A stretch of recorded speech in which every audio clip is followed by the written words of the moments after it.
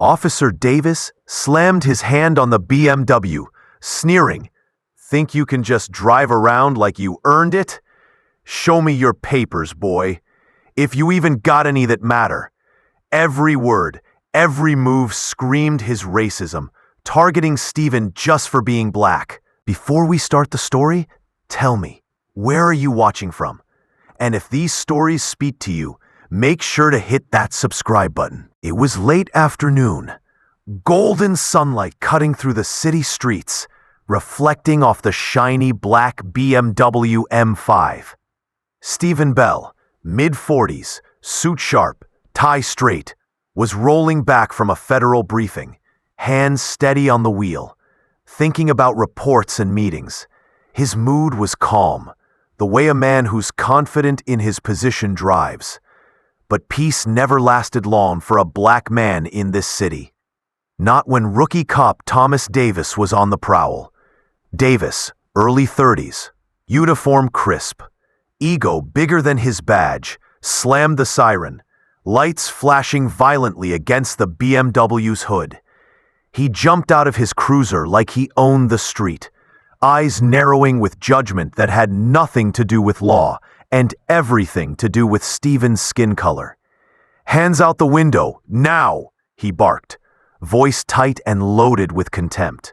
The way he barked it, every person passing by could feel the power he thought he had, like he was about to teach some lesson to a man he already assumed was a criminal. Stephen didn't flinch, didn't curse. He moved slow, deliberate, hands raising just enough to show compliance. His voice was calm, firm. Officer, I'm the owner of this vehicle. I have all the proper documents. Davis let out a short, bitter laugh. Yeah, right. Papers better check out, boy, or this is going sideways real quick. You don't drive nothing like this without some story, huh? Every word dripped with disdain. Old, ugly assumptions stacked up against Stephen like bricks in a wall. Every syllable screamed, "You're a black man, therefore guilty, therefore lesser."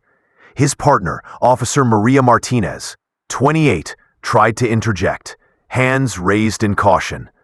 "Thomas, give him a chance to show ID. This is standard procedure." "Shut it," Davis snapped, shoving her lightly with his free hand. "I don't need lectures. This is my stop, my call." Stephen kept his composure, slow, measured. His calm only seemed to enrage Davis more. He circled the car, smirk stretching, jaw tight, eyes scanning for any reaction. Every movement, every glance, every flick of his hand screamed dominance. Dominance rooted in prejudice, entitlement, and blatant racism. Davis leaned closer to the driver's side window. "Where you really headed, huh? Think you can just roll around like you own the place?" He laughed, a sharp, bitter sound. "This car yours? Or borrowed? Stolen maybe? Or just lucky enough to get handed money to drive something like this?" The crowd started to gather, some whispering, some recording, sensing the tension in the air. Phones lifted as people captured what looked like another black man getting harassed by a cop with zero justification. Davis didn't care. He didn't care that eyes were on him, because in his mind, he was right. He was in control. Stephen stayed silent, calculating. He didn't want to escalate. He wanted the man to reveal his ignorance, his prejudice in full view. Davis, predictably, obliged. "Papers now," Davis barked, one hand on the hood of the car, the other hovering near his belt. He leaned in, eyes wide, nostrils flaring slightly, like the scent of assumed criminality had already infected his brain. "You think your suit, your fancy car makes you something better? Nah, boy, you're exactly what I thought. Lying, playing, all that crap." Stephen handed over his ID and registration, voice calm, unwavering. Davis snatched it, almost ripping it from his hands, scanning fast, muttering under his breath, every line soaked in racist assumptions. This can't be real. There's no way. His jaw clenched, his arrogance masking shock. How could a black man have the audacity to actually own the car and have legit documents? It shattered the worldview Davis had built in his head over the years. Martinez tried again.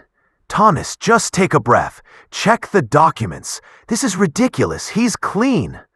"No," Davis snapped, stepping back from the car, chest puffed, voice rising. "I know what I see. This guy, I can feel it. He's lying. He's hiding something. Don't tell me I don't know my people." He leaned aggressively toward Stephen, fingers pointing, face inches from his own. "Yeah, that's right. I said it. Lying black criminal. Don't think I won't cuff you right here if I want." "Papers or not, I can smell it." Stephen didn't budge. He stayed composed, calm. Every heartbeat was precise, measured and deliberate. He had Davis reveal himself. All of him. The ignorance, the entitlement, the aggression, the extreme racism baked into his every action. Finally, Davis's hand shot out, grabbing Stephen's wrist, twisting it roughly. The pain was sharp, but worse was the insult, the implication. Stephen wasn't just a man, he was a suspect because of his skin, because of every bias Davis carried like a weapon. Phones clicked, whispers rose, some shouting, some just frozen. The crowd could feel it. The ugly, overt racism, the abuse of authority, the sheer arrogance of a cop who thought he had every right to humiliate a man who had done nothing wrong. Stephen stayed still, breathing, controlled. Every inch of the situation screamed injustice. Every move from Davis a display of prejudice. Yet Stephen's calm was a statement on its own. He wouldn't break, wouldn't react, wouldn't let the ignorance of one man define him. He knew Davis had no idea who he was dealing with. Tomorrow, this same man would be standing in his courtroom. And when that day came, Davis would realize just how much his arrogance, his racism, his assumptions had blinded him to reality. But for now, the BMW, the cuffs he almost faced, the mocking words, that was the full show of Thomas Davis, and the crowd was witnessing it all. Every move, every sneer, every racist jab made it clear. This wasn't about law enforcement. It was about power, prejudice, and the absolute audacity to assume a black man was automatically guilty. Stephen didn't flinch, didn't argue, just waited. Let the scene unfold, because sometimes letting a racist show their true face is the loudest statement of all. The air was thick, tense, buzzing with the low murmur of the small crowd that had started to gather around the BMW. Every passerby could feel the weight of the situation before even knowing the details. A black man, calm behind the wheel, and a white rookie cop, Thomas Davis, practically vibrating with rage and assumption. The sunlight bounced off the polished hood of the BMW, gleaming, highlighting the contrast between Stephen's composed demeanor and Davis's aggressive, heated stance. Stephen's hands remained visible, resting lightly on the steering wheel, but the tight set of his jaw, the slight narrowing of his eyes, spoke of a controlled fire within. He had dealt with this before, enough to know that Davis wasn't reacting to facts, wasn't reacting to legality. He was reacting to skin color, and he was doing it in full view of everyone around him. Davis, meanwhile, stomped his boots on the pavement, circling the BMW like a predator pacing his prey. His partner, Officer Maria Martinez, tried to calm him again. "Thomas, step back. Let's just verify the license and move on." "Step back? Step back?" Davis snarled, rounding the hood of the car and leaning aggressively against the passenger side. forcing Stephen to glance sideways. "Do you see this car? Do you see him?" He gestured at Stephen, then at the gleaming BMW, as if the evidence of criminality was written in black and metal. "Don't tell me he's legit. I don't care what your badge says. He's hiding something. I know it." A few teens on skateboards slowed down, phones raised, capturing the unfolding confrontation. Older women, crossing the street, muttered under their breath, shaking their heads. The tension was electric. Every person there, sensing that what was happening was wrong, illegal, and undeniably fueled by Davis's prejudice. "Sir, I'm just asking for your documents," Martinez interjected softly, voice calm, attempting to guide Davis toward procedure over emotion. "Documents?" Davis barked, voice rising. "I see his face. I see his car. That's all I need. I can smell it in him. Lying black criminal. That's what he is." He jabbed a finger at Stephen. The finger trembled slightly with anger, but every movement screamed entitlement, supremacy, and blatant racism. Stephen's hands lifted slowly, calmly handing over his license and registration. "Everything you need is here. I've done nothing wrong," he said evenly, carefully choosing each word to avoid giving Davis an excuse to escalate further. But Davis wasn't interested in facts. Facts threatened the story he had already written in his mind. "Yeah, right. You think your fancy car, your clean suit, makes you something better than me? Think again. Step out of the car. Hands where I can see them." The crowd murmured louder. Phones were recording now, dozens of eyes watching as Davis barked orders that weren't just unnecessary. They were fueled by deep, raw racism. A few passers-by whispered, "He's just sitting there, doing nothing." But Davis didn't care. He was acting out his assumptions, playing out every stereotype he carried like a badge of honor. Stephen remained still, calm. He knew arguing would only escalate things. But when Davis reached for the door handle, twisting it violently, trying to force Stephen out, the man behind the wheel leaned back slightly, enough to show composure and force Davis to exert more energy than necessary. "This is ridiculous," Martinez said, clearly frustrated. "You don't have cause to make him exit the vehicle unless you verify the documents." "Shut up!" Davis shouted, spinning toward her, face red with rage. "I've got this. I know what I'm doing." The verbal sparring drew more attention. Two older men from a nearby cafe leaned on the railing, watching, shaking their heads. A jogger slowed, phone out. Everyone was witnessing extreme, unprovoked racism, and Davis was the star of it, exposing his ignorance for all to see. Davis yanked on the car door again, hard, causing Stephen to flinch slightly. "I said step out, now!" he shouted, his tone full of menace, full of that "I'm above you" arrogance. "Don't think I won't cuff you. Don't think I won't take you in for questioning. Lying, sneaky black criminal."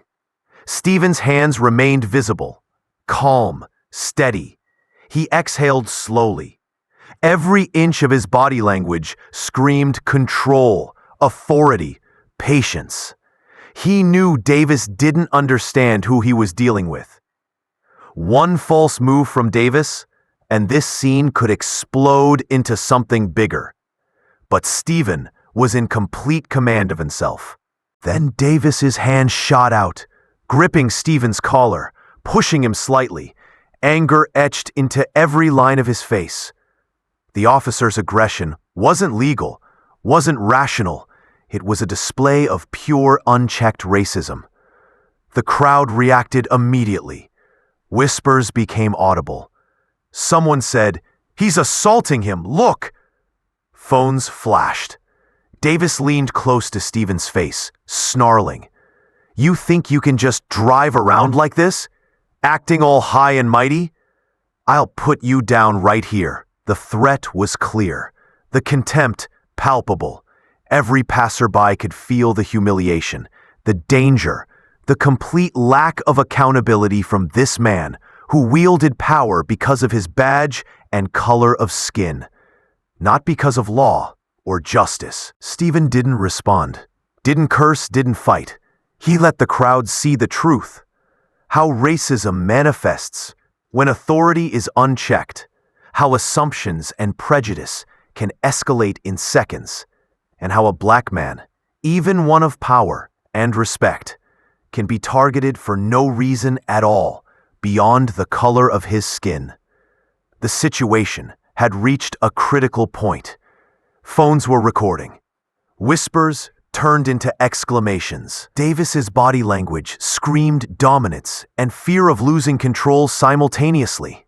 Stephen, calm, composed, almost regal in contrast, forced the scene into sharp relief. It wasn't just a traffic stop anymore.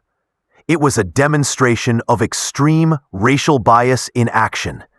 Documented live, unfiltered, undeniable. And still, Stephen stayed calm. Every word, every motion calculated. He knew the storm he was weathering was fueled by ignorance, entitlement, and racism. And by now, the street was buzzing with tension. The murmur of the small crowd had grown into a low roar as more people stopped to watch the escalating scene. Phones were raised everywhere, capturing the incident from every angle. The sleek black BMW glimmered under the late morning sun, reflecting the chaos surrounding it. Inside, Stephen Bell, the black federal judge, remained seated, calm, yet every fiber of his being was alert. The rookie cop, Thomas Davis, was trembling with a mix of anger and fear, his face red, veins throbbing on his neck. This was no longer a routine traffic stop. It was a full-blown racial confrontation, and Davis had no idea how outmatched he really was. Stephen's hands stayed on the wheel, relaxed but purposeful. His eyes scanned the situation, noting the positioning of Davis and his partner, Officer Martinez, who had finally stepped back. Clearly uncomfortable with the extreme racism her partner was displaying. "Sir, just give me the documents," she muttered again, but Davis ignored her entirely, spinning on his heel to face Stephen again. "You think your fancy judge badge or whatever makes you untouchable?" Davis barked. "I see the lying black criminal in front of me, and I'm not letting him go until I'm satisfied." Stephen's calm demeanor made Davis even more furious.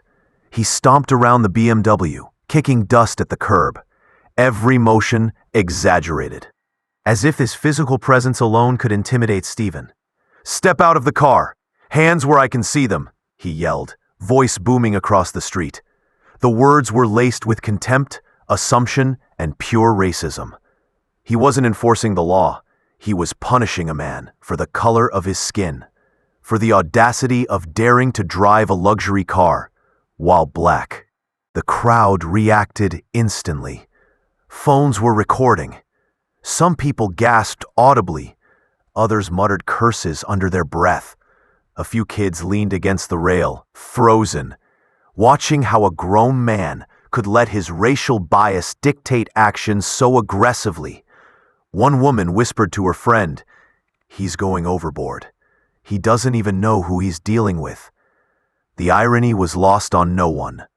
A black federal judge, a man whose authority and knowledge surpassed theirs, all being verbally assaulted and threatened by a rookie cop intoxicated with prejudice.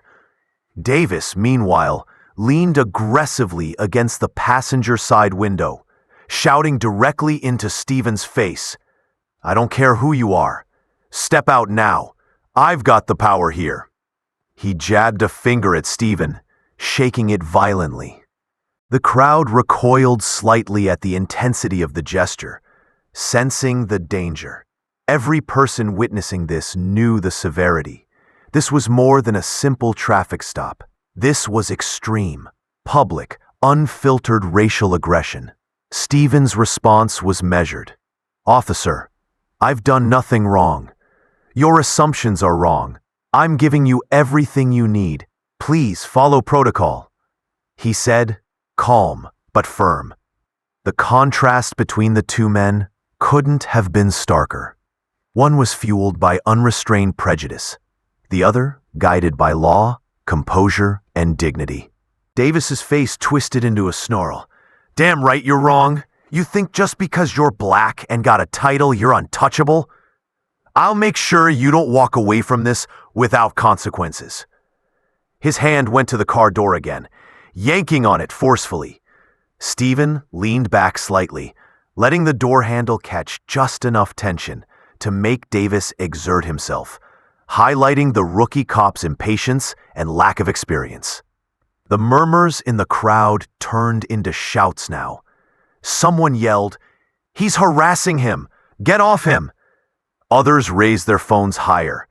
The recording of this extreme racial profiling was already going viral before it even ended. People were whispering to each other, shaking their heads, witnessing what blatant discrimination looked like in real time. Davis, blinded by rage, leaned forward again, almost pressing his forehead against the glass. "I've had enough of your lying," he shouted, voice breaking slightly from anger. "You're not going anywhere until I say so." Every muscle in Davis's body was taut with bias, aggression, and fear of losing control. He wasn't enforcing law. He was acting on racial stereotypes, letting hatred dictate his actions. Stephen remained entirely composed. Every person watching could see the courage and patience it took not to react violently.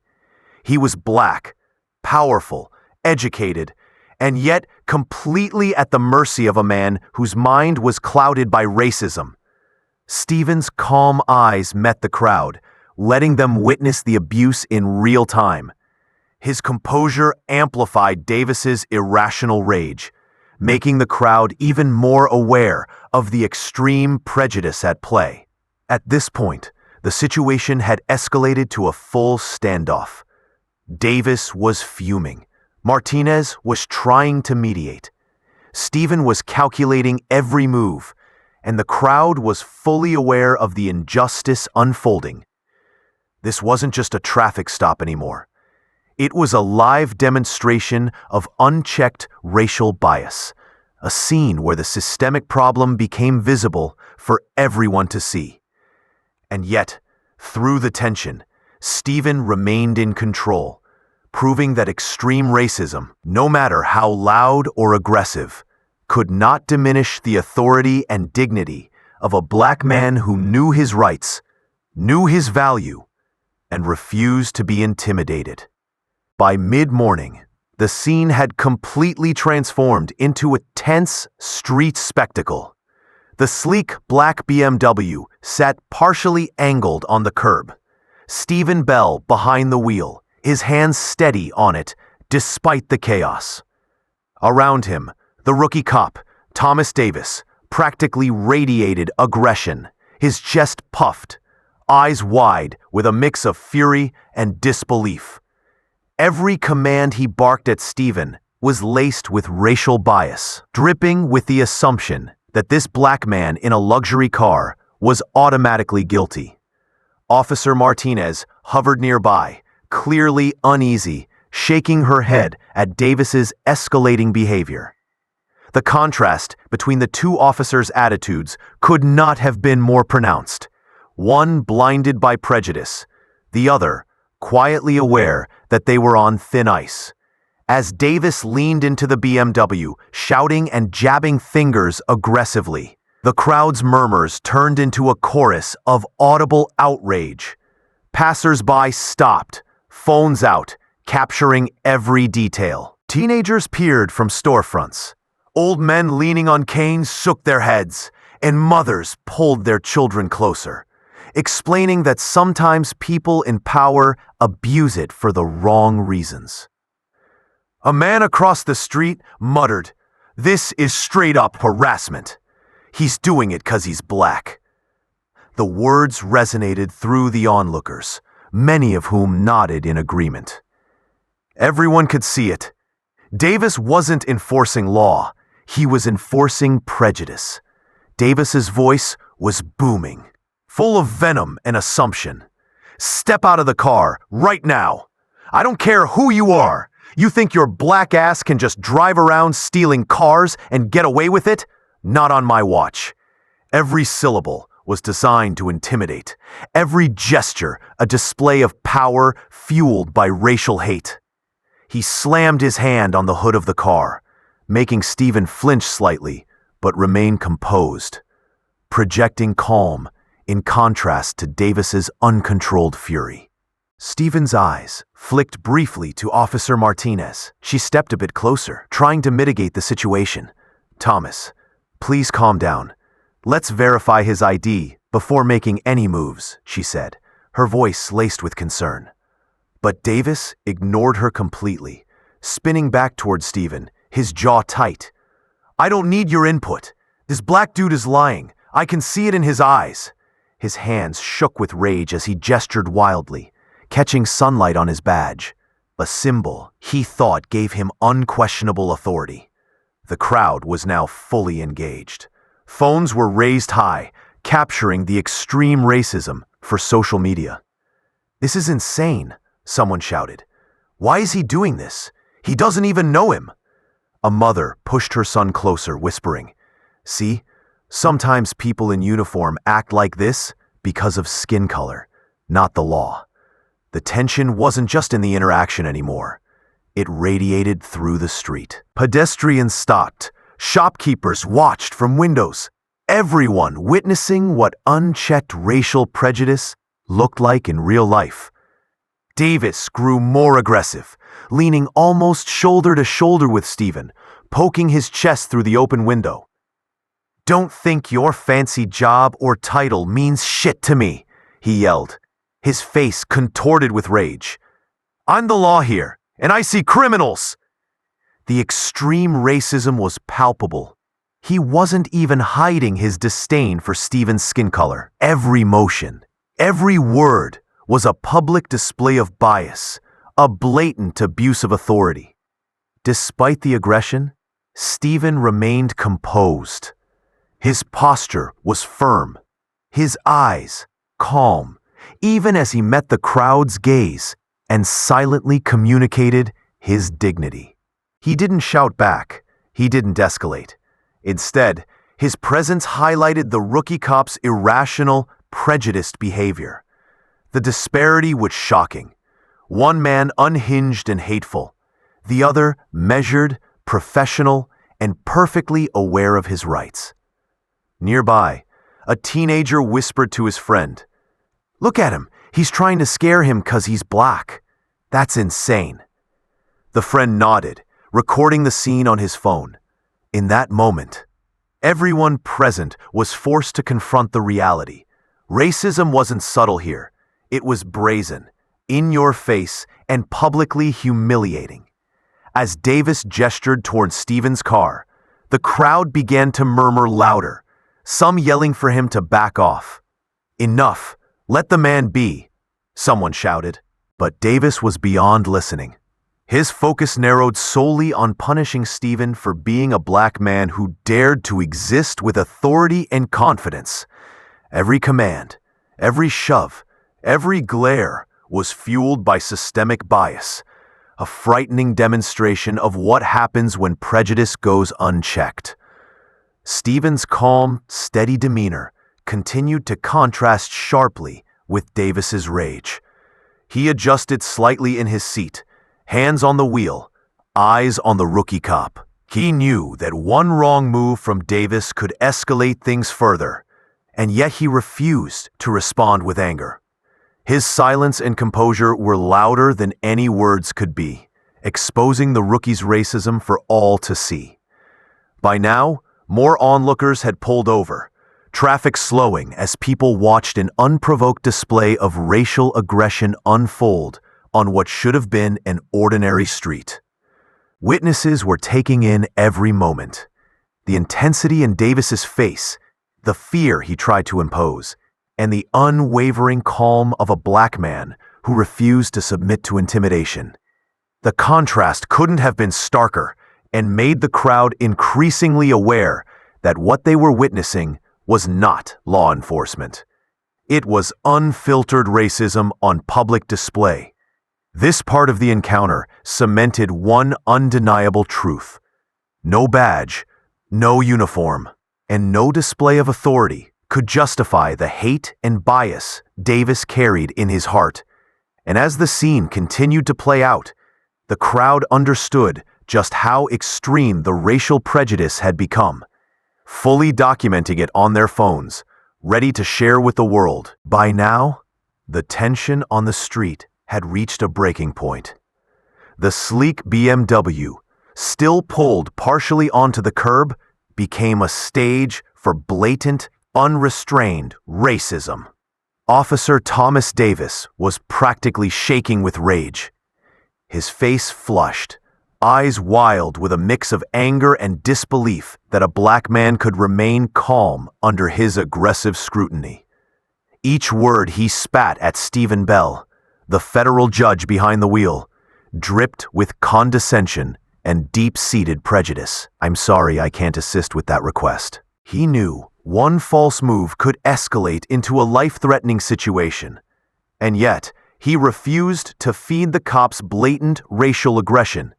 "I'm complying," Stephen said, calm and measured, "but your behavior is completely unprofessional." Every syllable contrasted sharply with Davis's hostile energy, highlighting the irrationality and extreme bias fueling this encounter. Officer Martinez, standing just a few feet away, tried to intervene. "Thomas, verify his ID. This man is clearly not who you're accusing him of being," she said, tension visible in her voice. But Davis ignored her, his mind locked on the stereotype, the automatic assumption that a black man in a high-end car must be a criminal. He stepped closer to the vehicle, jabbing a finger aggressively at Stephen, slamming his palm against the hood. "Don't lecture me. I see what you are. I don't need any ID." His tone was harsh, humiliating, and fueled entirely by prejudice, his body language radiating intimidation. The crowd watching was growing restless, some stepping closer to get a better view, others recording every interaction. Social media notifications pinged relentlessly as bystanders live-streamed the extreme racism unfolding before their eyes. "Yo, look at him," whispered a teenager, eyes wide. "He's losing it just 'cause the dude's black. That's messed up." Across the street, a middle-aged man shook his head, muttering, "This ain't about law enforcement. This is straight-up racial hatred." The atmosphere was electric, everyone acutely aware that this was not a routine traffic stop. This was a public display of unrestrained bias and abuse of power. Davis's behavior escalated further as he leaned into the open window, practically shoving his face towards Stephen. "I'm the law here, and you don't get to play games with me." His words were punctuated by violent gestures, slamming his hands on the car, jabbing at the side mirror, and pointing toward his partner for reinforcement. Officer Cooper, standing back, looked uneasy, but did nothing to correct his partner, complicit in the racism unfolding. Stephen's composure never wavered. He adjusted slightly in his seat, glancing toward the growing crowd, silently communicating that he was aware of his rights, aware of the injustice, and refusing to be intimidated. He remained calm, collected, a stark contrast to Davis's spiraling aggression. His presence alone exposed the cops' irrational behavior, showing everyone around that the true threat was not Stephen, but the unchecked racial bias radiating from Davis. Pedestrians began to murmur loudly, their voices mingling with the city's ambient noise, a mixture of disbelief, anger, and concern. "Why is he treating him like that?" one woman shouted, shaking her phone toward the scene. live streaming the encounter. This dude's just sitting there minding his business, and they're acting like he committed a crime. The collective realization that they were witnessing extreme racism caused the onlookers to document, question, and challenge Davis's actions in real time. The rookie cop, blinded by prejudice, ignored the growing scrutiny. His actions were deliberate, meant to assert dominance over a black man he assumed was inferior, criminal, or unworthy of respect. Every shout, every aggressive movement, every public humiliation was a showcase of systemic racism played out in plain sight. The street, the cars, and the crowd all became unwilling witnesses to the power imbalance fueled by hate. Stevens' calm defiance continued to stand in stark relief against Davis's chaotic aggression. Each second he refused to submit, each measured breath he took, exposed the cop's extreme racial prejudice for everyone to see. The crowd's awareness grew with every passing moment, a shared understanding forming that this wasn't just a minor traffic stop. It was a public lesson in how racism can infect positions of authority. As Davis continued his tirade, gesturing wildly and pointing at Stevens' chest, more passers-by stopped, drawn to the spectacle. The extreme racism was impossible to ignore. It was in Davis's words, his body language, his refusal to acknowledge reason, and his sheer assumption that a black man must be guilty simply by existing in his space. The scene had escalated beyond law enforcement. It had become a vivid demonstration of racial bias in action, witnessed by dozens, recorded by countless smartphones, and destined to go viral. This part of the encounter underscored a chilling truth. Prejudice, when unchecked and empowered by authority, can escalate dangerously fast. And even as the street buzzed with tension and the bystanders absorbed the spectacle, Stevens' composure highlighted the absurdity and injustice of the situation, making the rookie cop's racism impossible to defend or ignore. The tension reached a boiling point just as Stephen Bell, the black federal judge, maintained his calm inside the sleek black BMW. The cop's rage practically palpable. Officer Davis, still spitting venom and racial slurs, had crossed every line. His face red, jaw tight, veins popping as he tried to assert dominance. His partner, Officer Cooper, looked uneasy, but did nothing. He knew the spotlight was on them, yet he didn't intervene, complicit in the racist harassment. The surrounding crowd grew larger, drawn by the chaotic scene and the live streams pinging across phones. Everyone could feel that this was more than a simple traffic stop. It was a public display of extreme racial bias, authority abused, and prejudice unchecked. Just as Davis was about to escalate further, slamming his fist against the car roof and shouting threats, Stevens' military-grade phone vibrated sharply in his pocket. The device wasn't just any phone. It was connected to federal emergency protocols, triggered by his stress indicators. Within seconds, a fleet of unmarked Pentagon vehicles roared down the street, sirens wailing and lights flashing, cutting through the tension like a knife. Commander Richard Hayes, a high-ranking Pentagon official, and a small tactical unit jumped out, assessing the scene instantly.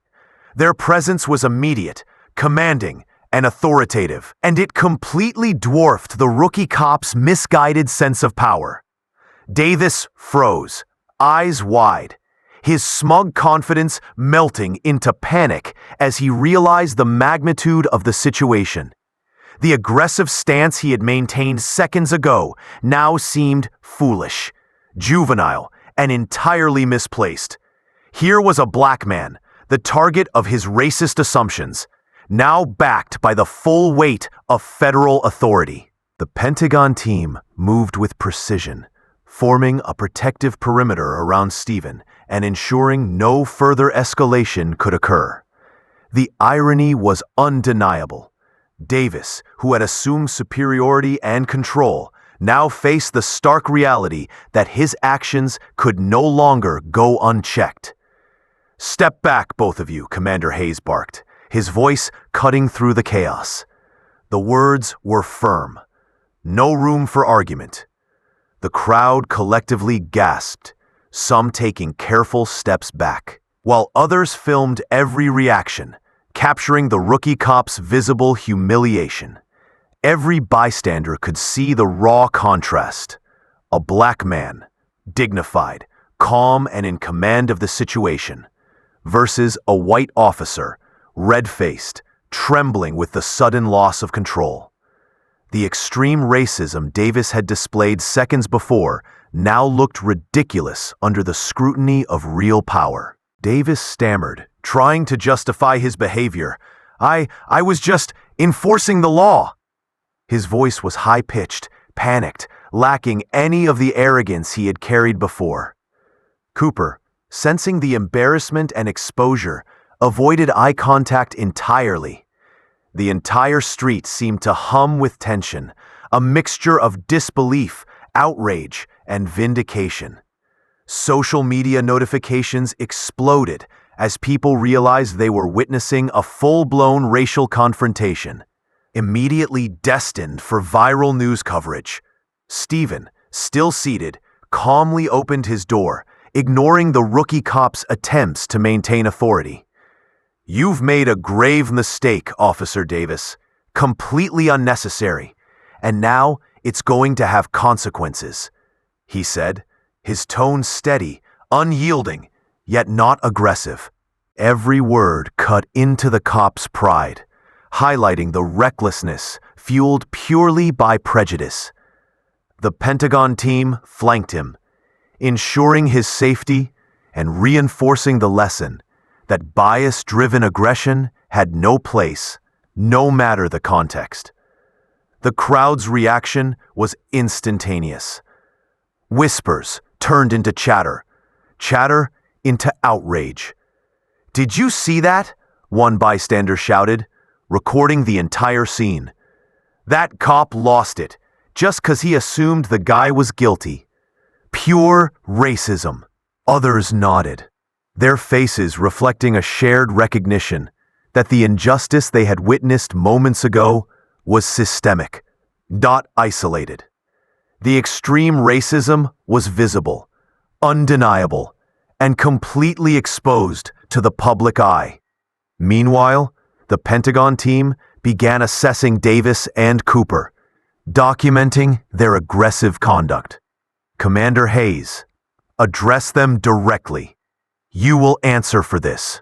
Actions like these compromise the integrity of your department and put civilians in danger."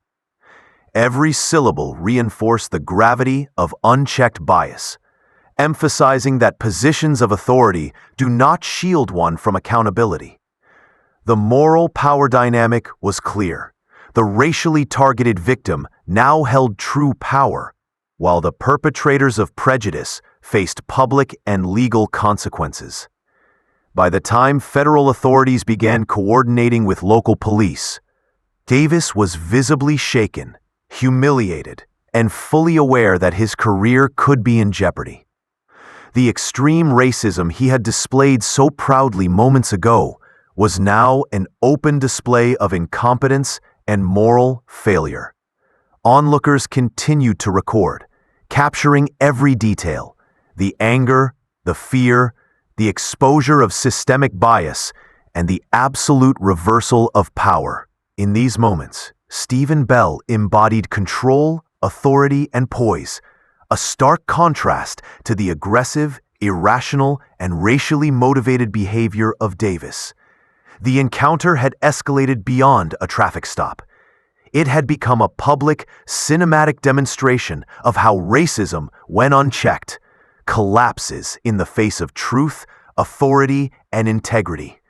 Every movement, every decision, and every word exposed the danger of prejudice in positions of power, leaving Davis's extreme racism fully revealed for all to witness. By now, the entire street had transformed into a chaotic but revealing theater of extreme racism and accountability. Officer Thomas Davis, previously radiating aggressive dominance, now trembled under the weight of exposure. His face, once flushed with anger, was pale and tight, lips pressed into a thin, defeated line. Every onlooker, from curious pedestrians to concerned residents filming on their phones, could see the raw fallout of his bias-fueled actions. The crowd swelled, some standing on sidewalks, others leaning out of nearby building windows, capturing the unfolding disaster with smartphones. Social media apps pinging relentlessly as the incident began trending online. The contrast between Davis's panicked aggression and Stephen Bell's composed authority couldn't have been starker. Stephen, still standing near his sleek black BMW, adjusted his posture, a calm aura radiating from him despite the public spectacle.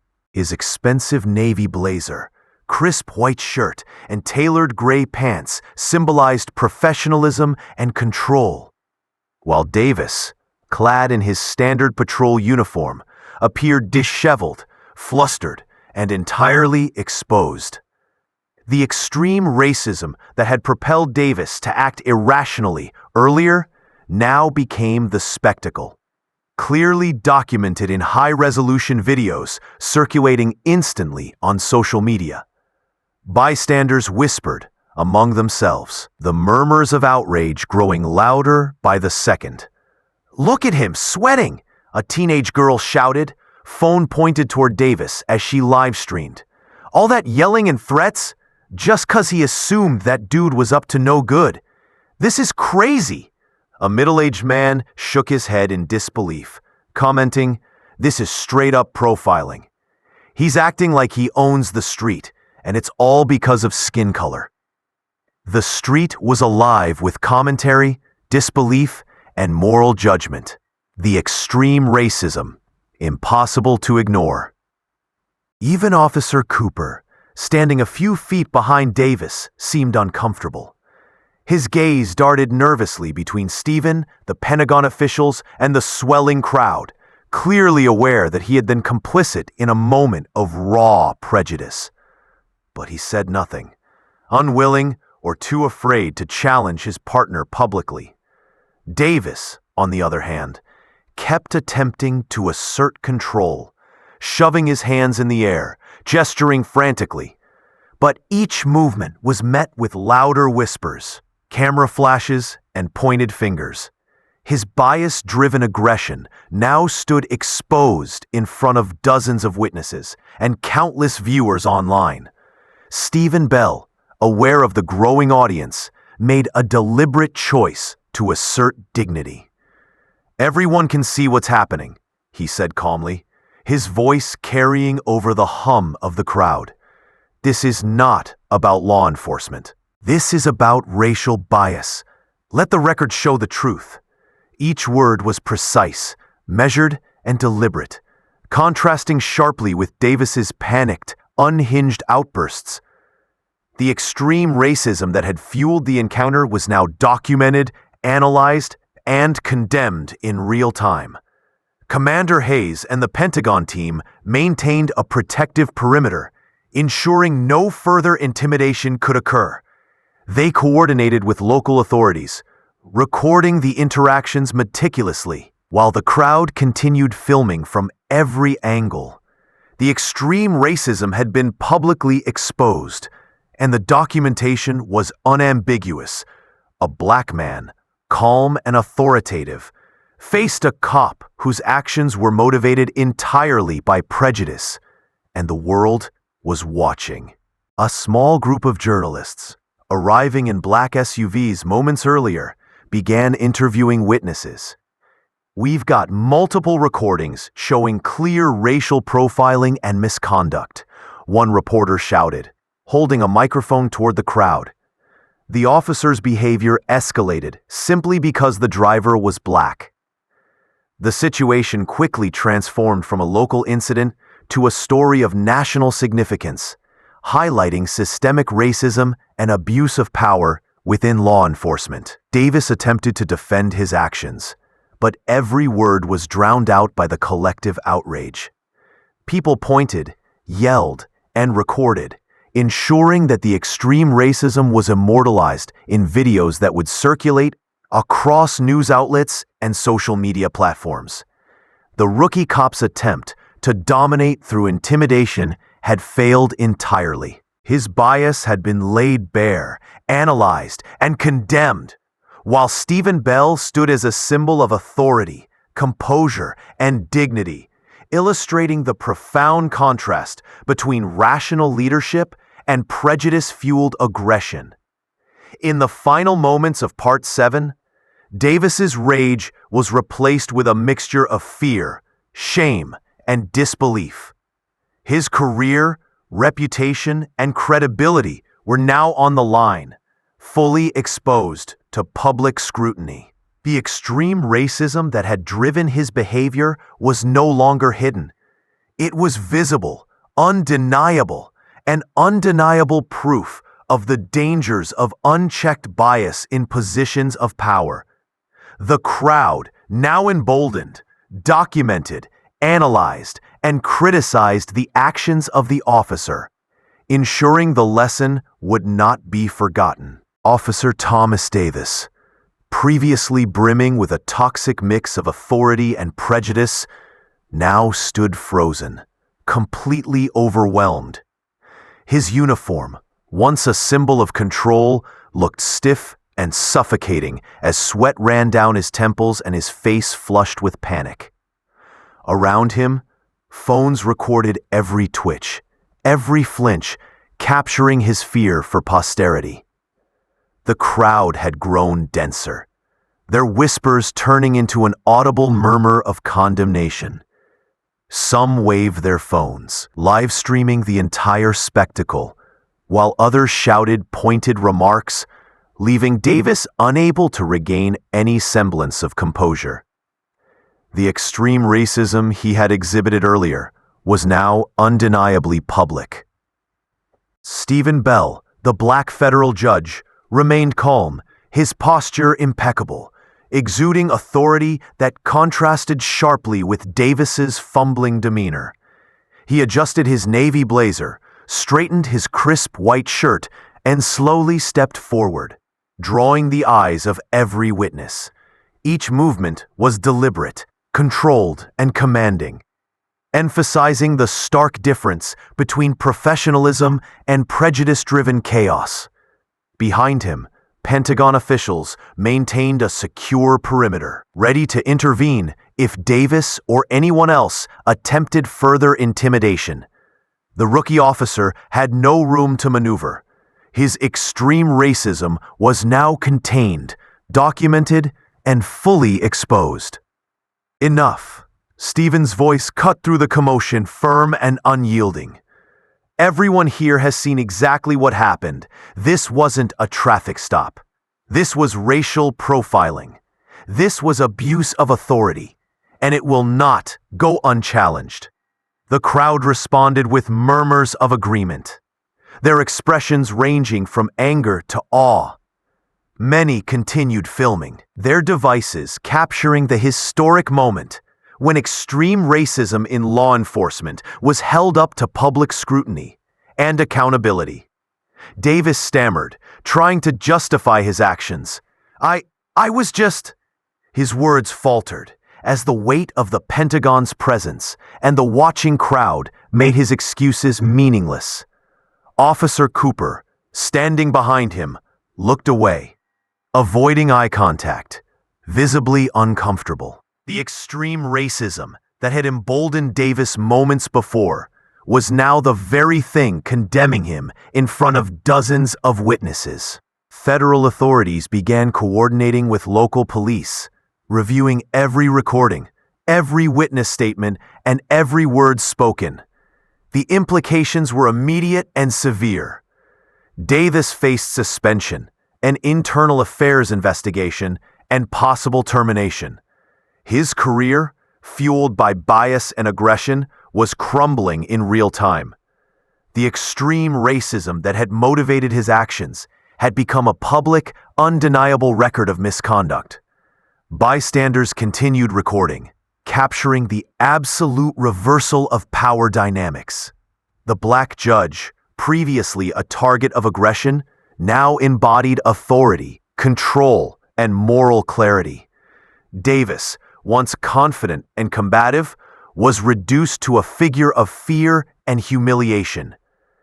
His actions, motivated entirely by racial prejudice, were being analyzed, criticized, and documented for both legal action and social condemnation. As the Pentagon team escorted Stephen to his vehicle, the crowd erupted in applause and cheers. Many held their phones high, ensuring that every frame of the encounter would reach social media, national news outlets, and public archives.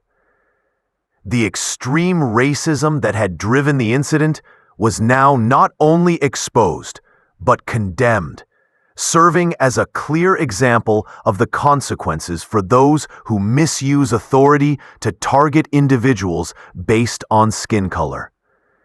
In the final moments, Davis was left standing alone, flustered, embarrassed, and fully aware of the career-ending mistakes he had made. His extreme racism had triggered a chain of events that ensured he would face accountability, both legally and socially. Every bystander, every recording, every viral clip cemented the lesson. Prejudice in positions of power has consequences. And in this case, justice, authority, and integrity prevailed. The scene closed with Stephen Bell entering his vehicle, unshaken, dignified, and victorious. The crowd slowly dispersed, but the story had already traveled far beyond the street, becoming a powerful narrative on extreme racism, systemic abuse of authority, and the importance of accountability.